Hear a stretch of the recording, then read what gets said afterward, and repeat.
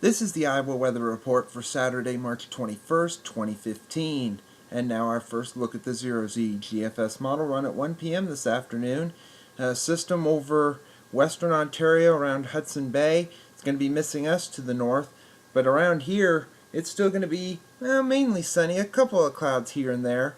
Highs today will be mainly in the mid to upper 40s in the north to the lower and middle 60s in the southern counties of the state, with dry conditions around, but it's not going to stay dry for the second half of the weekend. As we move into Sunday, you can see a system is going to be dropping in on around the base of this trough that's digging in across the Great Lakes in the New England area. This will bring a little bit of rain and maybe a bit of wet snow or sleet across our northern counties, and maybe a rumble of thunder as well in our southern counties. And that'll move off to the east here as we move into Monday. Could see some lingering rain and then partial clearing by late in the day, as readings will bump back up a little bit, but they'll really come back up a little bit more here on Tuesday as the next system approaches. Readings will bump back up into the 50s and 60s. We could see some thunderstorms as well with this system. Severe weather is not looking terribly likely, but it's not going to be far away from the state.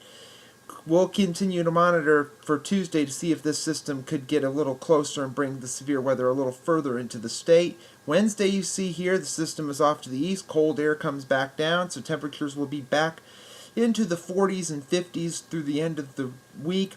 It will remain unsettled. There'll be some clouds, maybe a spit of rain, maybe a bit of sleet mixed as well as we move through the end of the week.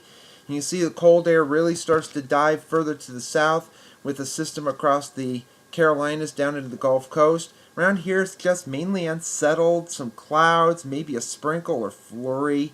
Not a whole lot to worry about at this point. You can see by next Saturday the trough is pretty much dug in across the eastern, about half of the country. A flat ridge over the west, almost zonal at this point, with a system moving into the Pacific Northwest coast. And you can see that here, rain and mountain snow there. A little bit of rain down across the southeast. Otherwise, temperatures here will start to moderate ahead of a system, the one to our north and west, that may come through by the latter half of next weekend. As we move into April, this is April 1st. Now we have a bit of a trough over the northeast, another one over the west, a bit of a ridge in the middle. And with that, we'll be kind of somewhat dry around here. Winds out of the south and west. This will boost temperatures back above seasonal levels ahead of this storm system that's going to be taking shape off to our west. So it should remain fairly tranquil as we move into April, if this is to be correct. The end of the forecast, April 5th, we have a cutoff feature over northern Old Mexico, the desert southwest. A trough axis moving east of the state. That's going to bring the cold air back down once again, some Canadian air if this is to be right. This would bring a couple of showers and thunderstorms along the east coast down into the south and into Texas, but it looks to be up and down for the next couple of weeks with quite a bit of precipitation coming by, and that's really going to help us out.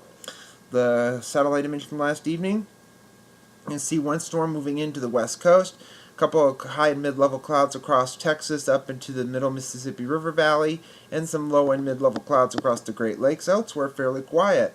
Watch warning map from last evening was also fairly quiet. A couple winter weather advisories around New York City.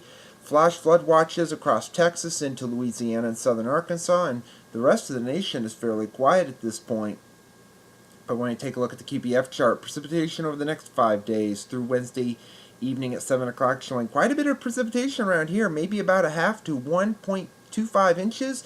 Heaviest will be across the south and the Pacific Northwest coast.